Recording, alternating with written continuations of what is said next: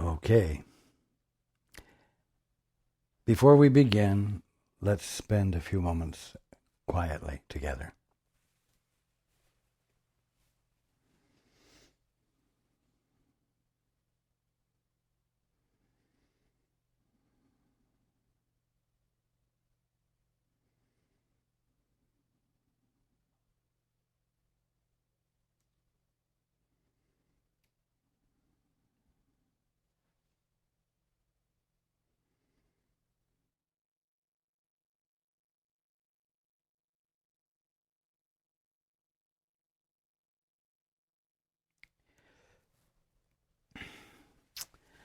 Good evening.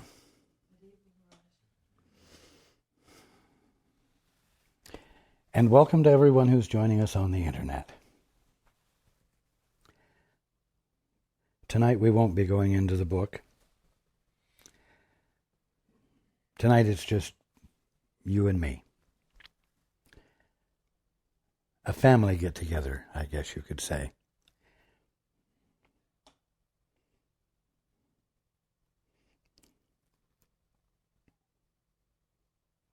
One in which I need to be very practical and very straightforward.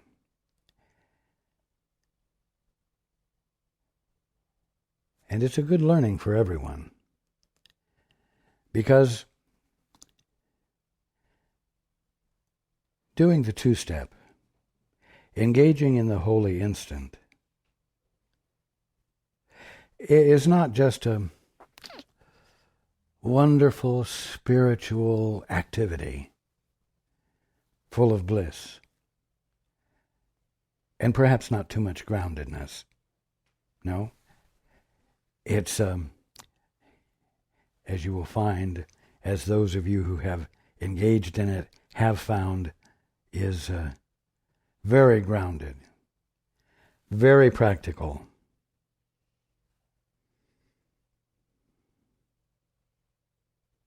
Where the ideal is translated into the real, where transformation, correction is manifest.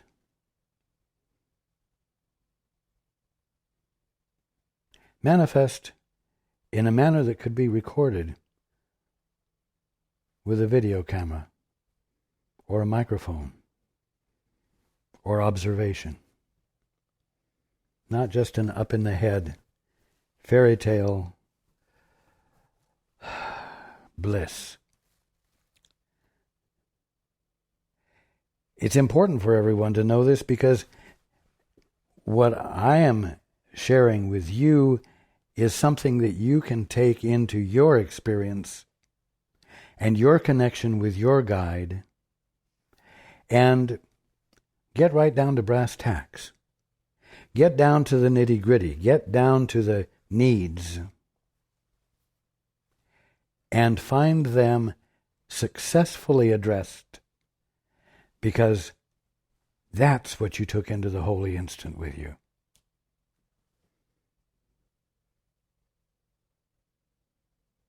That's what you practiced the two-step about.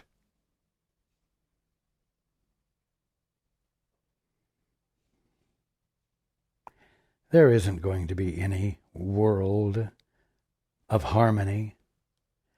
There isn't going to be any world of united countries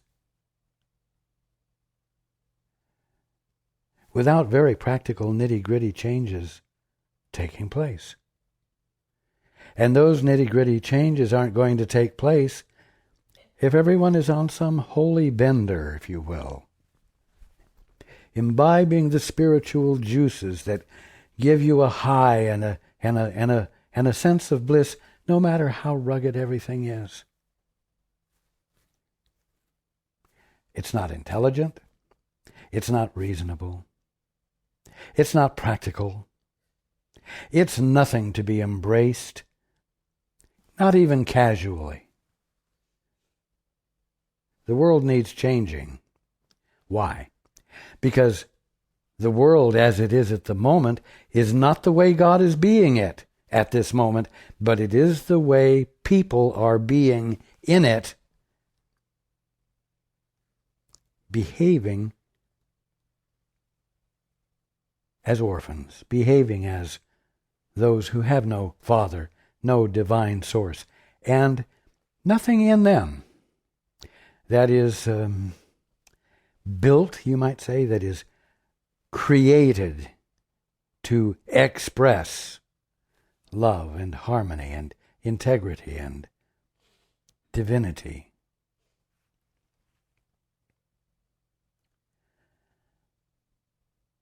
So, the changes that are going to occur in the world are going to come from those like you who are willing to take your attention in the moment you're in, relative to the things that are going on in the moment you're in, and moving into the holy instant, doing the two-step.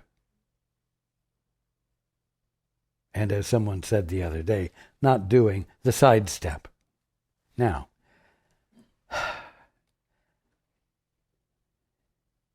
I'm going to be very practical here, and this is the bottom line of what I need to share with everyone tonight. You all, and this is said with no arrogance, I'm saying it because it is my task. All of you need to hear what I have to say. Because I am sharing that which will promote the united world that I'm talking about. What I'm sharing is what will promote awakening, where every brother and sister comes into a conscious realization and experience of his or her divinity, no longer imagining that he or she is alone, isolated, suffering from independence.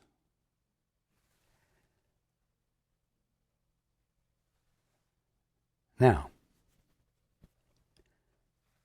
Paul and Susan have, since 1982, devoted their attention to this work with me. It is their pleasure, it is their gift, it is what is important to them. And although their egos have gotten in the way from time to time, they have dishonored their egos enough to come back to me and allow correction to occur, and have steadfastly remained, I'm going to say dutifully, or with wonderful commitment,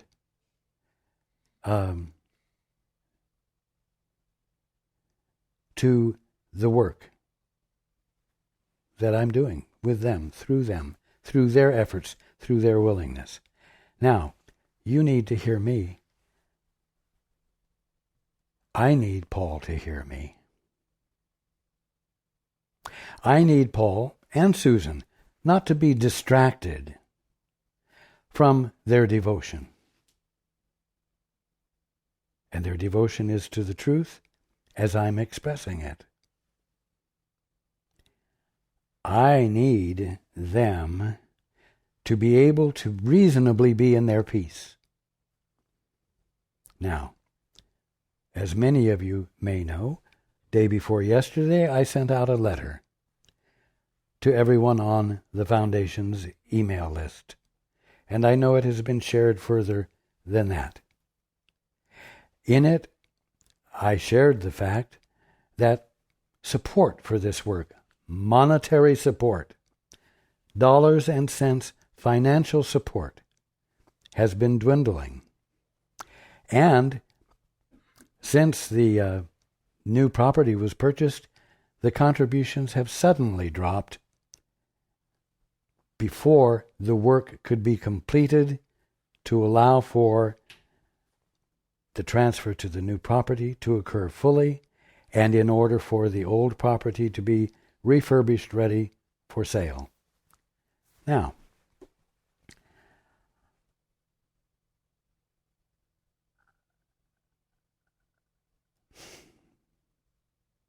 They are transitioning to the new property and bringing the work to the new property at my direction, not at their wish. In fact, there are strong feelings of a desire to be able to remain at the old property, and a wondering why it's essential to move to the new property.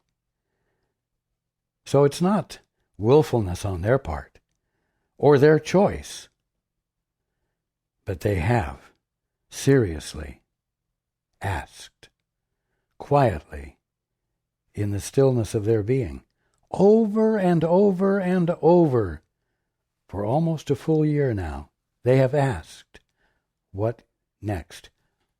What do we need to know now? What is the next step?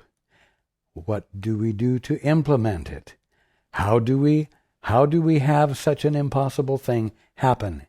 And on and on and on, patiently, persistently, willingly, and they have hung in there until they've heard the answer from me, and then they have taken each step. They are in this new residence because this is where fulfillment of purpose is happening. This is where I know fulfillment of purpose is happening, even if Paul and Susan are not positive. There is a reason for being here. There are those on the mailing list who wonder, why do they need such a big house? Why do they need such an expensive house? And on and on and on.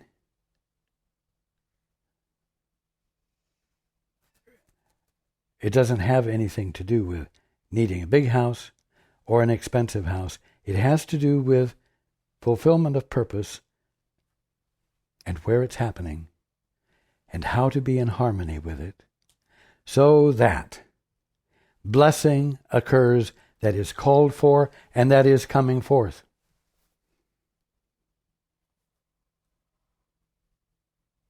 There's reason for this work to be done in this particular location, and I will not go into it with Sue or Paul or you or anyone else at this time.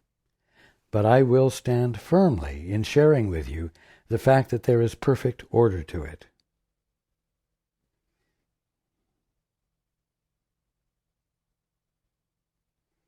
It is requiring Paul and Sue, despite the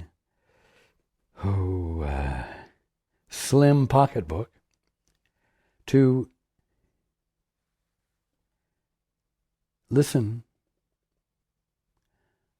for that which is beyond their present level of comfort, that which is beyond their present knowing. There is a call for them to listen more deeply than before, because there is more to be shared that is more significant than before.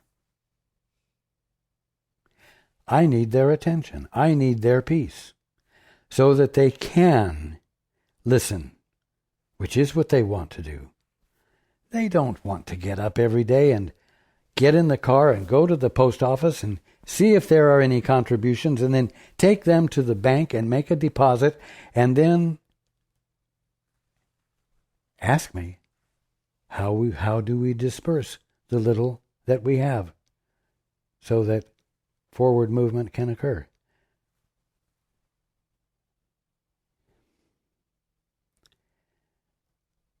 I need their attention.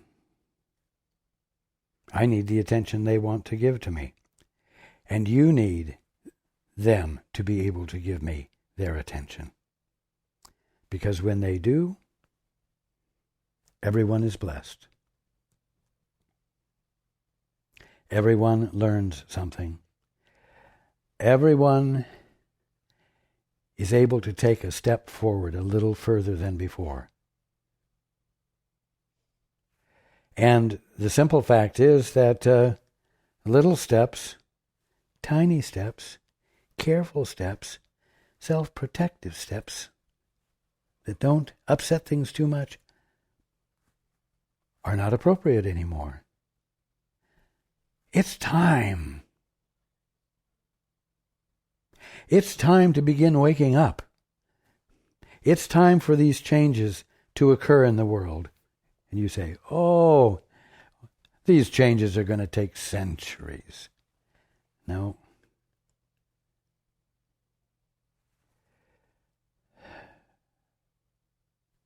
All it takes is an idea, expressed in a way that can be recognized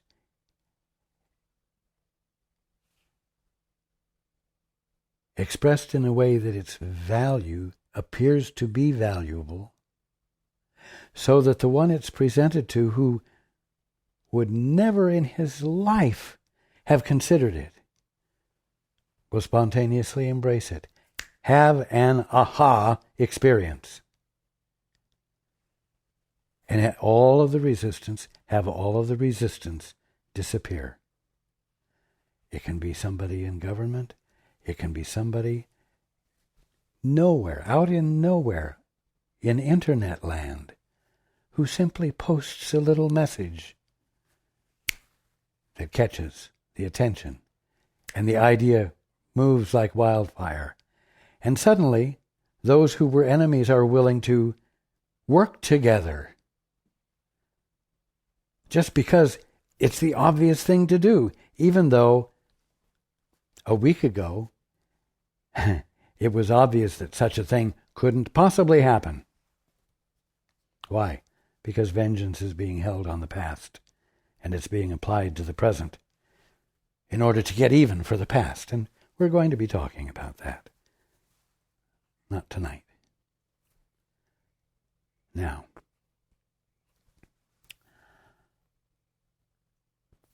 there are those who have suggested that if indeed I'm Jesus, why don't I just wave my hand and have gold coins appear on the table in front of Paul and Susan that would take care of their situation and allow them to experience their peace? Well, you know what? That is what I'm doing right now. I'm waving my hand. And in the wave of my hand and the use of my voice, I'm involving everyone who's hearing it. I am causing something to happen. The thing is that instead of the manipulation of gold, a metallic substance, it's a manipulation of your mind. It's a manipulation of your capacity to see something that you hadn't seen, so that that which did not seem reasonable to you can seem reasonable.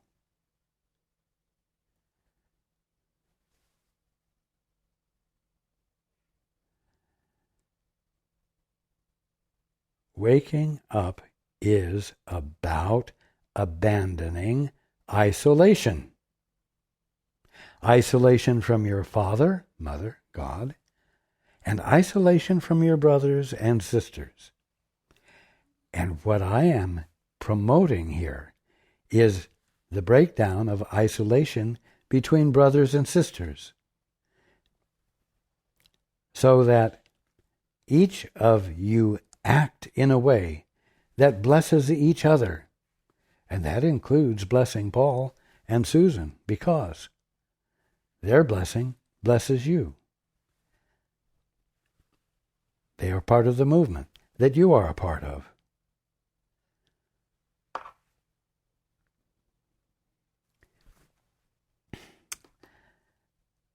How come they're always asking for money? How come you don't have a spontaneous, joyous response that says, I want to help?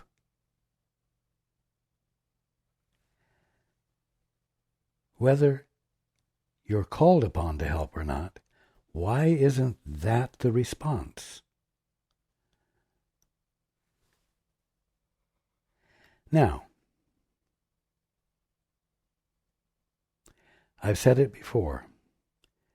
Those of you who are hearing my voice or reading my words, however it might be at the moment, you are the ones who value what you're reading or hearing, and you're the ones who know that it's worth other people having available to them. Therefore, it falls upon you to become involved. And as the saying goes, put your money where your mouth is. Put your money where your commitment is. Put your money where your valuing is, because you love your brothers and you love your sisters. And you want to find a way to be involved with each other and break the isolationism. In other words, what I'm presenting to you here is that rather than having a foundation that charges for everything they do, I have set up a foundation that makes a gift of everything and operates on the basis of gifting being returned as an expression of gratitude, as an expression of love, as a willingness to participate in that which extends the message and allows it to continue. You see? The way it works simply doesn't allow for isolationism. It doesn't allow for privacy. It calls for involvement, the abandonment of privacy. It involves what's involved in the two-step and the practice of the holy instant. Now, I am aware that those who have contributed have contributed as much as they could, because they really do care about the work. I am not asking anyone to do what they cannot do. But you know what? There are those of you listening, watching, reading, who have been valuing the work for some time, who are quite capable of providing the support that will allow the transition to be completed and for the old property to be refurbished and sold, and for the constant trips to the post office and the bank to come to an end, and Paul and Susan can return to a more, let's say, a less hectic daily process in which it's much easier to be in their peace. Mind you, as I've said before, since 1982, they have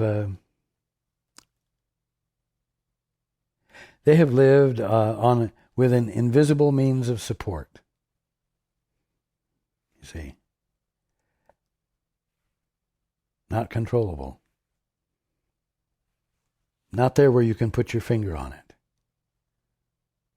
And they've done this since 1982. And they have learned how to be in their peace, living on the basis of trust and listening and the receipt of guidance.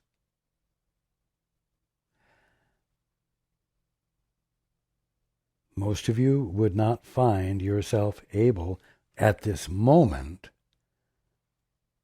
to experience that degree of peace with no visible means of support, ongoingly, confronting needs, emergencies, whatever, as they have arrived.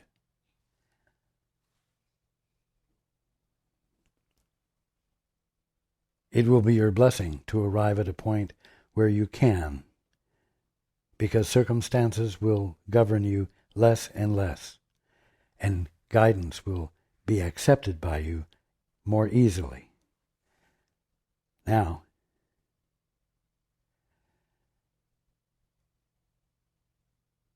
out of love and respect for Paul and Sue, I must say that the level of invisibility of their income is more than it's necessary for them to have to cope with and maintain their peace in. Because it's not the result of a lack on their part. It's not a result of their inattentiveness, of not having their attention in the right place. It's a result of the family, if I may put it that way. It's a matter of everyone involved in this work who finds it so valuable not being grounded enough to recognize the practical need, and not listening enough to find that their reluctance to abundantly support is one of the things they're at the threshold of being corrected upon, being corrected about, where a shift will occur in which the willingness to support abundantly, not just the foundation or Paul and Sue, but in other parts of the family where support is needed.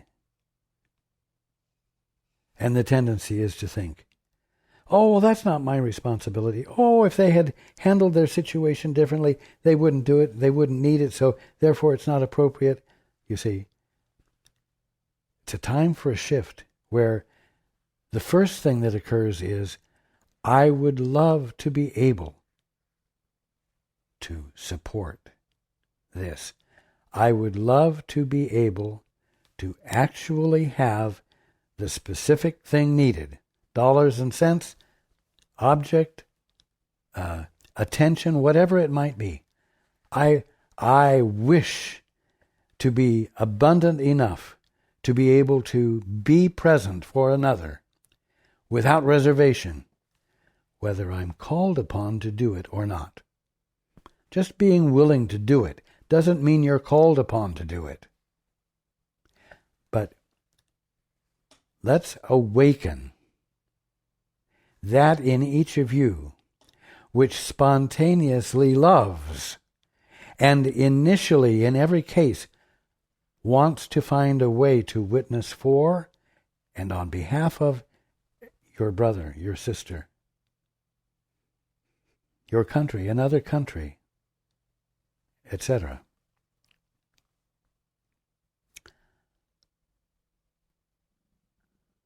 You know, Paul and Susan will persist.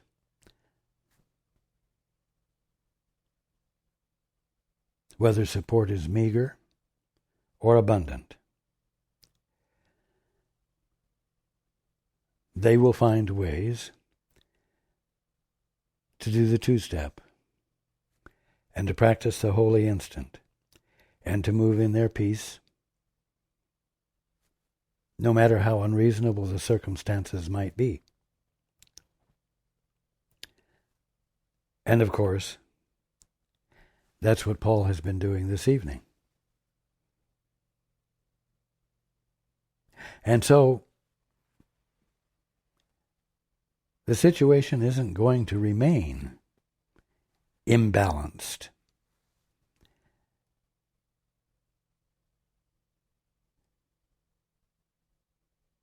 But it's important for every one of you who's participating in and appreciating the work that Paul, Susan, and I, and Chris, and those who help bring forth.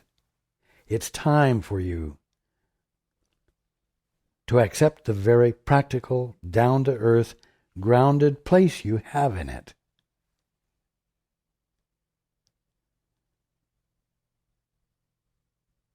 And instead of grousing about it, or feeling put upon, or demanded to do the impossible, take it as the opportunity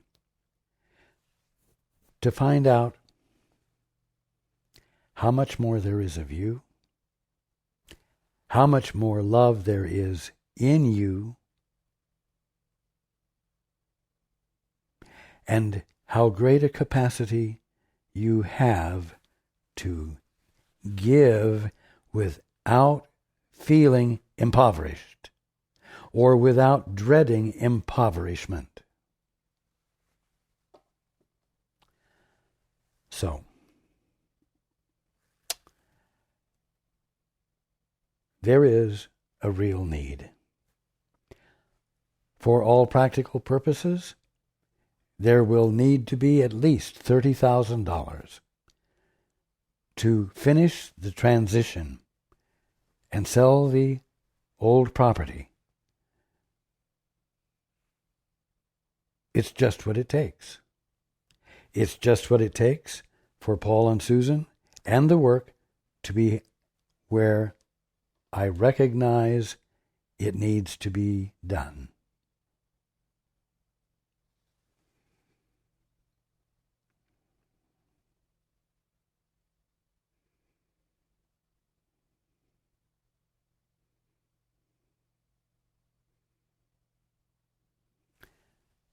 I think I've been very clear. And I have been clear in a way that hasn't insulted anyone, while at the same time causing some self-examination to occur, not to see what's wrong with you, but to see where a greater capacity to be in harmony with the right is. So that you might support it and make a difference where it counts for you, where it counts for me.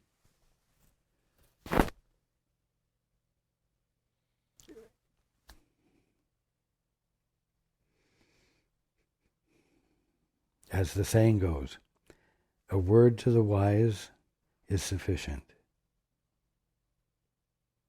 I love you all. I love you all. And I look forward to being with you next time.